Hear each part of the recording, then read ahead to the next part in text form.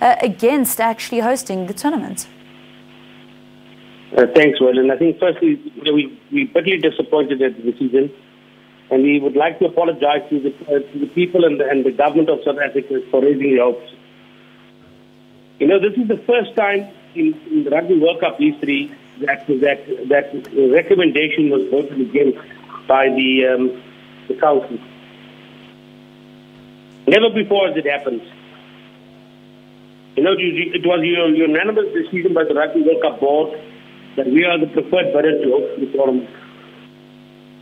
And it went to a vote, and when the voting went, they were starting to vote in blocks again. The north versus the south, and that's where we are today. It's unbelievable. Mr. Alexander, I do understand that SARU has taken the decision not to actually challenge the process. Does that still stand? Yes, I think we put our best foot forward, we put starting bid forward, and that failed. But going to change it now. We challenge the decision to go back to the same process, and where we're just wasting time.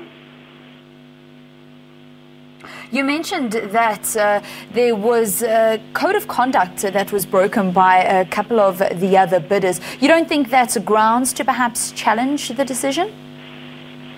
Yeah, it's grounds to challenge, but what do you get? You might have a disciplinary hearing against one of the bidding countries, and that doesn't give us the back. Sure. What does it say about the confidence of the World Rugby Council in South Africa's abilities? Because the technical report gave South Africa a high B average, if you could relate it to what you'd find in academics. And we were much better than the technical bids presented by France and Ireland. And that was backed up by a 220-page document. So what does that then say about World Rugby Council's view of South Africa and their impression of us? Yeah, look, it leaves a much to desire. The complete process by the council voting against the recommendation. If one reads the recommendation, under 57 categories, we came tops in 22. So, why we have independent process and we ignore it totally?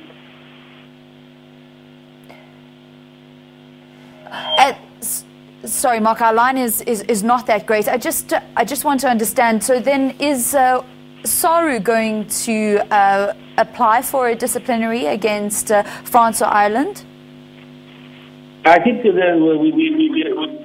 will be recommending to World Rugby process that should be followed now after this has happened. And again, the process was totally flawed. The whole process became totally flawed. It was totally robust and vigorous for 14 months. In the last 2 weeks to go, it's unbelievable. If there is a disciplinary, could they overturn the decision on who hosts the World Cup or not? I'm not too sure, but it's against the code of conduct of the bidding process. And when will SARU actually put forward their recommendation that a disciplinary is held? What we're going to be doing, we will be sitting with our government who partnered us in the scene. We will be sitting, going through the wrap-up, and we'll make a decision there on the way forward. Can you give us a date on when that decision would be made?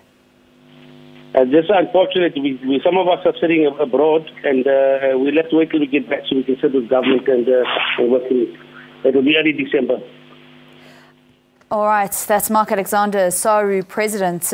Doesn't seem that it's over. There will be more to be spoken about the 2023 Rugby World Cup and the bid to host the event. Thank you so much for your time on Morning Live, and certainly lots of reaction, and I think some also surprising reaction from South Africans, as the decision that it didn't come to South Africa was welcomed from some quarters. So certainly lots to speak about when it comes to yesterday's announcement. But let's continue with our sports bulletin.